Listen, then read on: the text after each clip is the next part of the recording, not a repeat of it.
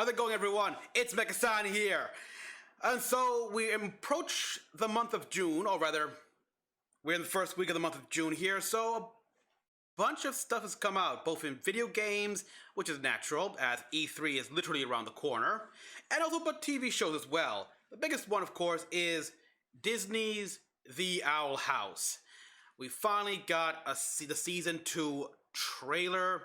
I have watched all of The Owl House here, done reactions to it, which will come out in the future. But if you want an early access right now here, it's up on my Patreon. You can go check it out there, just $2 a month.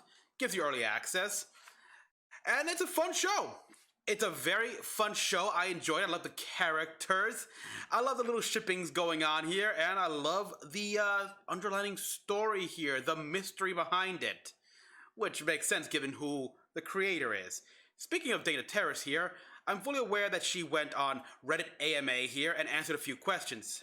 Like how Ida and Lilith, they are both 40 years old, with Lilith being 2 years older.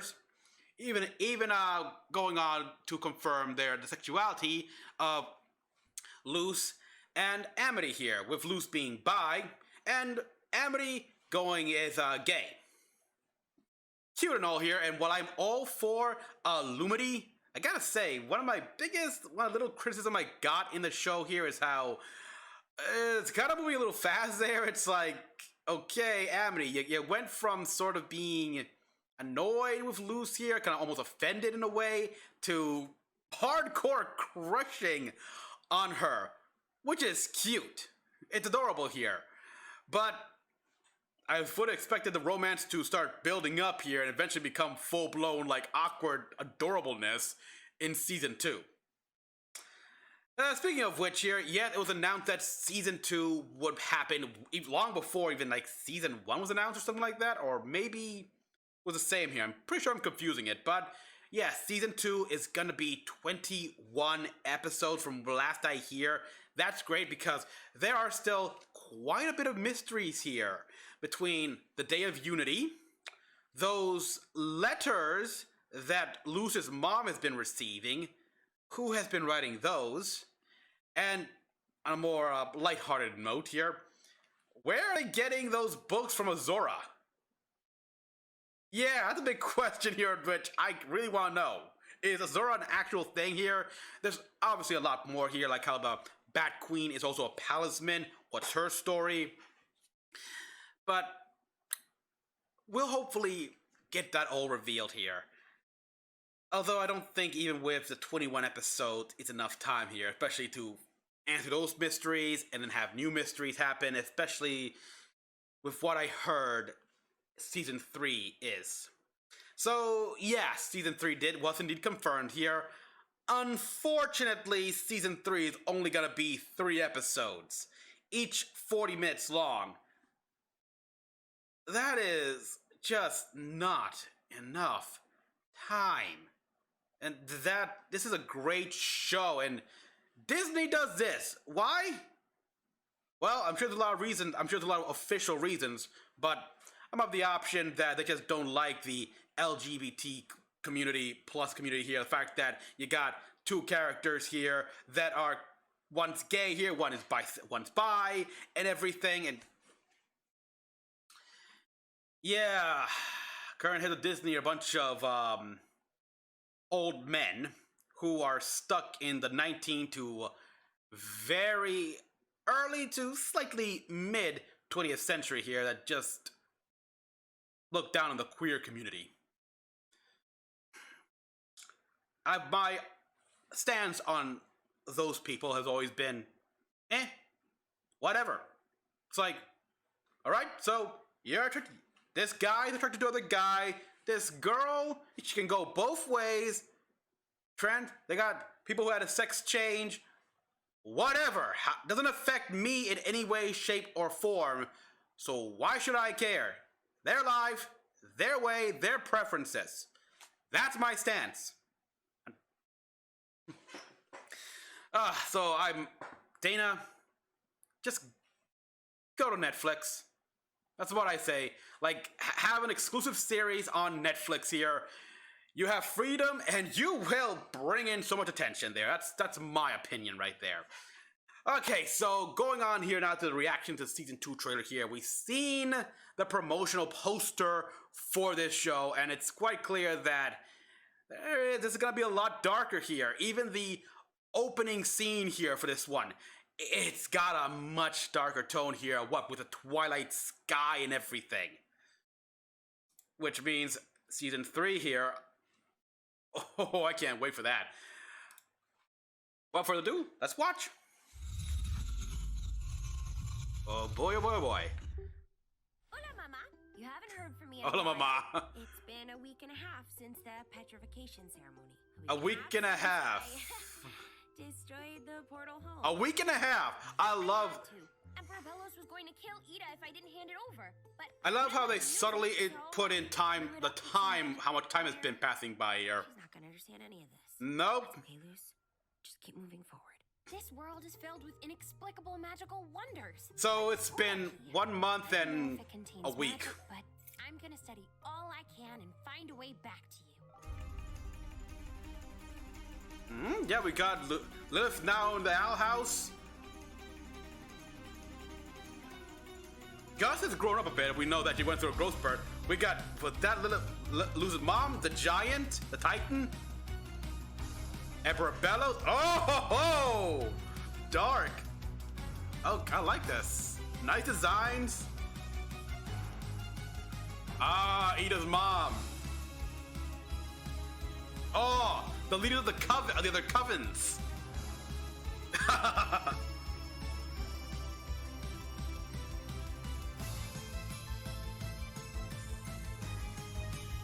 Ooh. All right. Amity's mother. Okay, there is. Oh, subtle hint of her childhood besides just Lilith. A pirate. Oh.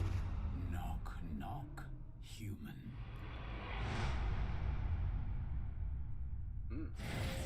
Knock, knock, indeed.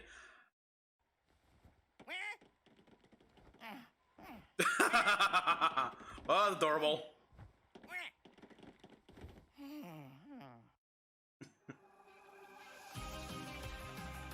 Yeah, King being adorable. So when are the official plushies coming out for King? Dana's already teased like she's got her own little like life-size plush. Don't be greedy. That's all I can say.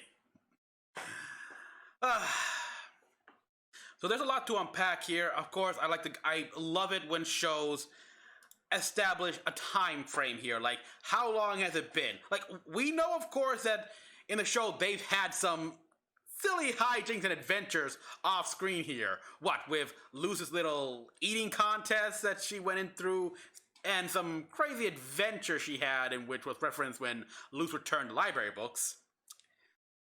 So yeah, like, she's been in the Boiling Isles by the season's end for like a month or so. And keep in mind, she's only supposed to be in like a reality check camp for 3 months. So it's already been like 5 weeks or so, give or take. And we got all this happening here in which she does these videos still. Naturally, because the door is destroyed, she can't send those to her mother here.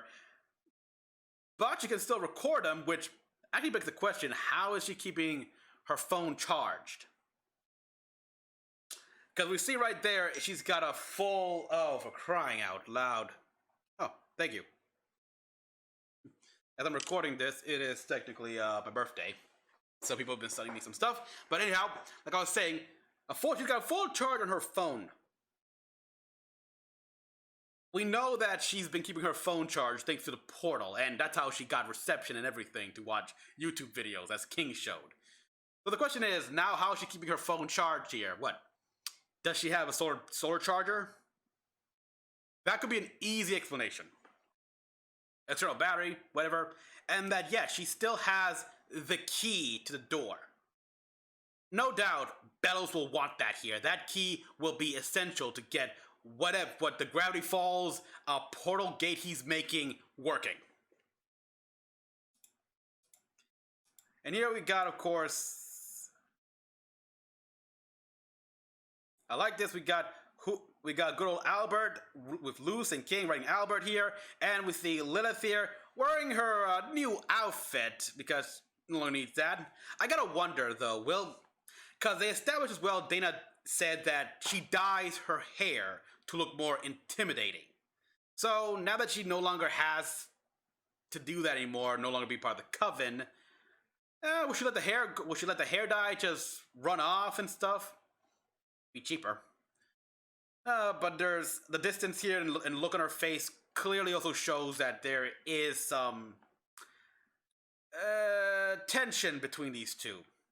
Understandably so here. It's like, yeah, Lilith helped you guys one time here, like, but Luce is still mad. Luce is still mad after everything that she put them through and such, so. Now we got, of course, with Amity right here, in this, obviously back in the library. Let me, oh, sorry. There, let me, for the Forbidden Stacks. So yeah, you got your own little closed off, because of course. Why would you have a forbidden section in a public library? If you have forbidden books should be kept in some sort of repository, an official archives, that kind of thing, government sanctioned, not the public library. Okay, we got this Wendigo-like creature here. I'm calling it that until we get the full name here. Oh boy, and that, let me guess, that is, we already seen this guy's face here from the opening and like Dana Terra's AMA.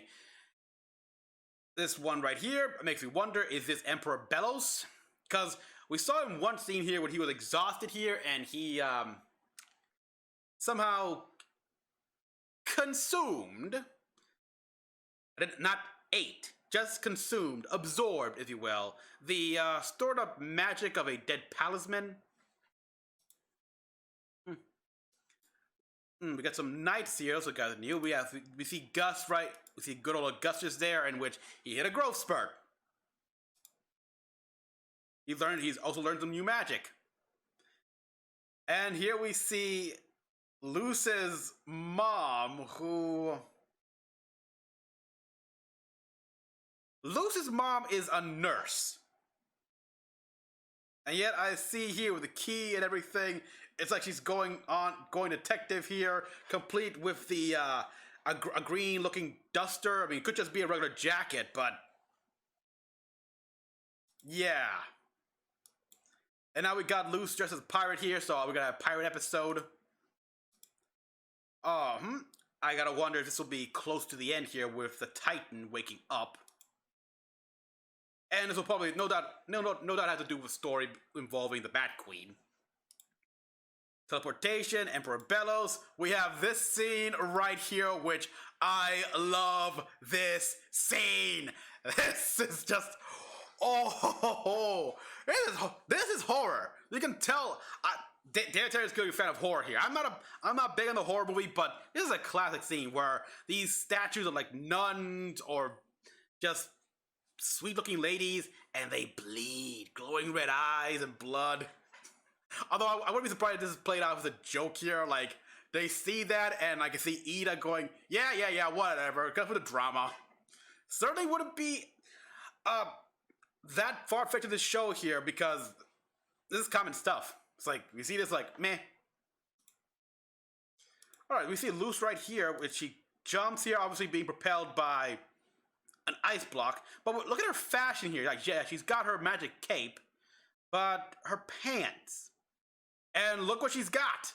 She's got the Emperor's staff here, which, by the way, I didn't mention this in my reaction, but the Emperor's staff, it's not lost to me that this is far more techie. In fact, a lot of what the Emperor's got is very technical, mechanical. So I'm getting very much a Gargoyles vibe off of this. Yes, with Xanatos and Demona combining science and sorcery. And yeah, I mean, both things, different practices, fundamentally different, like night and day. Each have their own strengths and their own weaknesses. And when you join them together, they can cover the two here. All the pros, none of the cons, and new possibilities. That's what I think the Emperor is going with. Probably trying to acquire technology from Earth. He's established that he does not want to invade here. The Titans will, he says. And I believe him. Conquer the human realm? I mean, oh god. What is this? What is it, the 20th century? That is so overdone.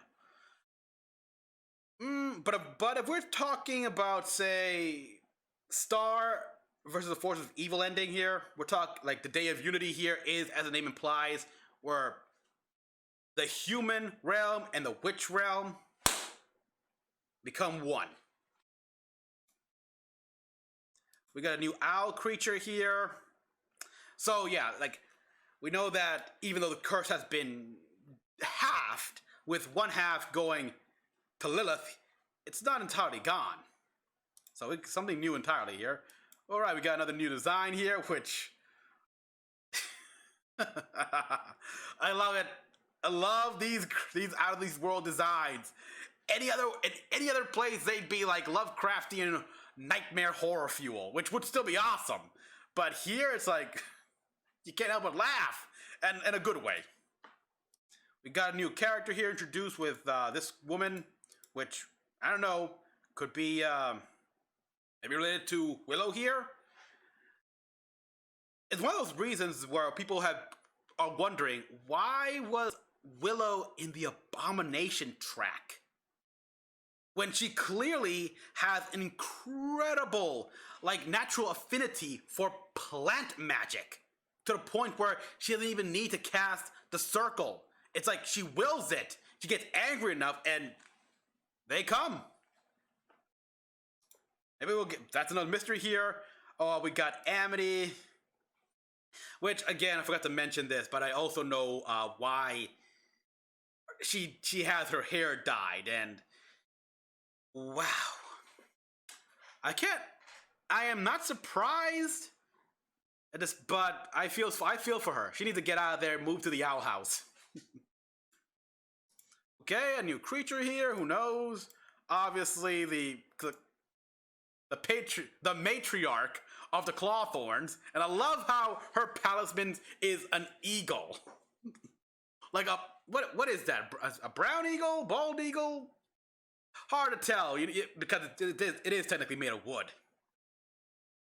That's gonna be something. And yeah.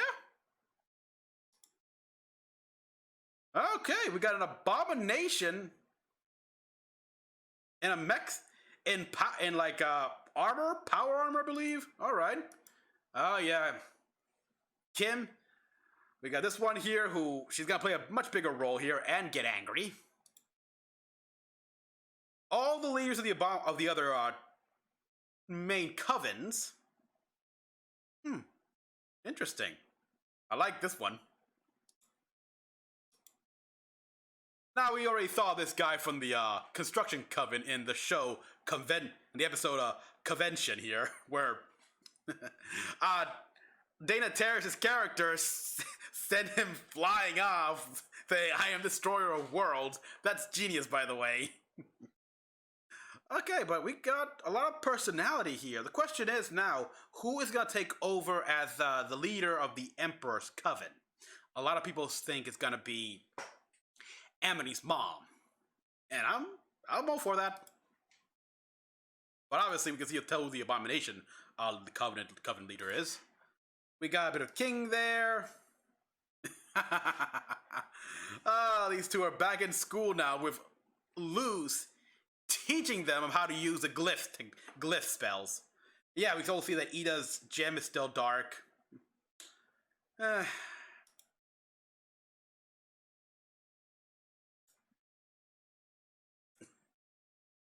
There's some imagery that you could blink and you miss it. It's like, they ripped Hootie out of the house and put him in this birdhouse. Yeah. Oh. So yeah, we see she's learned. Look at that. The paper, the glyphs and paper and stuff like that. So she is learning. She's learning quite well here. And we got a situation where it seems, oh boy, look who it is. I forgot his name, but the bully character from his old school. That's another thing as well here. Like, all right, there's Betty Bones. Hexside, yeah, sorry. There's Hexside. Then there is, what, Gladstone High? Oh, no, not Gladstone. That's a DuckTales character.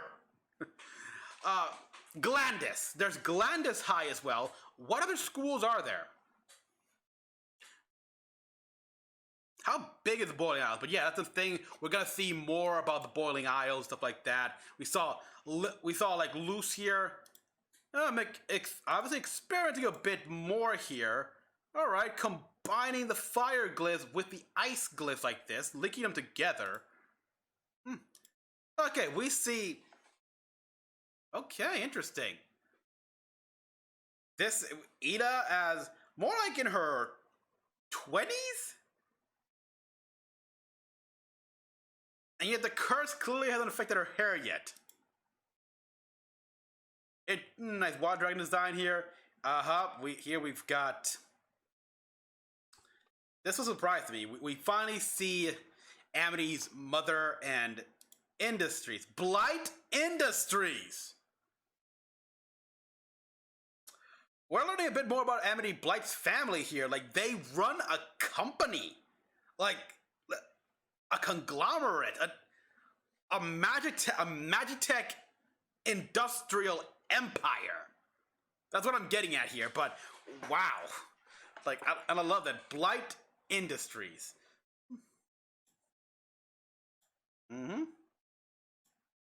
Yep. Does that with her feet, because you can do it like that here. And here we got, it's obviously Ida, who cut her hair at one point. Very interesting. But the gem is a different color, though. Oh, or could it be not Ida, but her mother? All right, we're walking up Bones, and here we have a little hint at her childhood and her family. Ooh. We've seen this before in many other shows here, both cartoons and live action series. Never a good time here. So we're gonna learn a bit more on exactly what the Clawthorn name holds in the Boiling Isles, no doubt. Or it could just strictly be about the children. This could have been like after Ida and her curse kicked in and such like that, and just how it damaged them. We see Hootie there, who's engaging something. We don't know what. A new monster. That's beautiful. So it's getting a lot more action-y. We got, of course, the holding hands. Here we've got, Lilith. Yeah, Lilith now has to deal with the curse as well. Let's see how much this affects her. And we saw Emperor Belos here without his mask. He's got hair. And yeah. Anyone, I see that eye and I can't help but think, are you trying to call upon the spirit of Bill Cipher? Certainly would be fitting.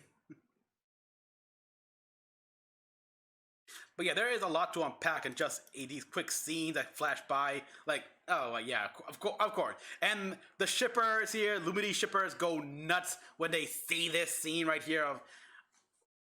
Which great. Okay, she's hurt, and oh boy, that one here. Okay, that's a different talisman entirely, because we know they captured a lot of wild witches and such, and they petrified them. Even though they did not make a big deal out of it, but they clearly did. And now their talismans are being used to nourish the Emperor. Speaking of the wild witches here, another thing that got touched upon more is indeed how it was in the Savage Ages. Like, there's some conflicting rumors here, obviously. Conflicting information here. Or maybe it's all true here, where, for the most part, we see a book in the final episode here where if we read through the pages, it states that the Savage Ages was a terrible time, like chaos, anarchy, and all that stuff. And such a setting could be like paradise to certain people, but for the majority, it could just be seen as a terrible time. And so when the Emperor came in and established some sort of order and everything, well, yeah, we got society as we know it.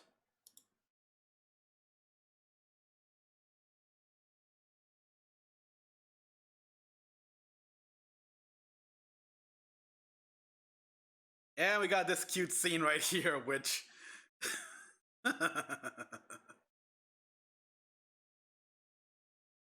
Yep, and I already know that someone has that on like a 10-hour loop.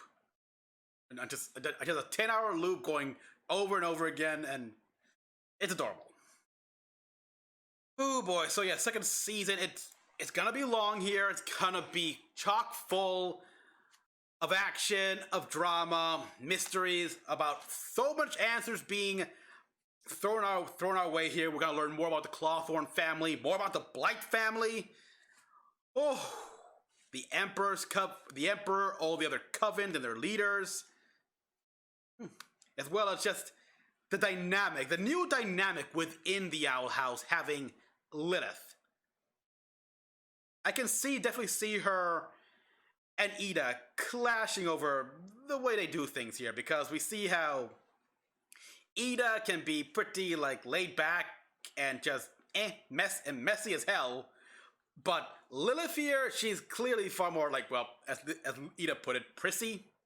So I wouldn't be surprised if she tries to clean up around the house here and everything, get everything in order and such, and that gets them to like start fighting like sisters.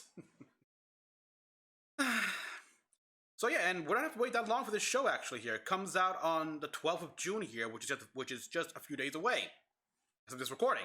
So yeah, but again, it will be a while before I actually start sitting down and watching this. It's gonna be fun either way. So everyone, thank you for watching. As always, comment below what you all thought. Tell me what you all thought about this. How excited are you for the Owl House? Any other mysteries I missed? Because yeah, no, I know there's a few here that I have not mentioned, even though I do know about them. Until then, as always, this is Mecha-san, logging out.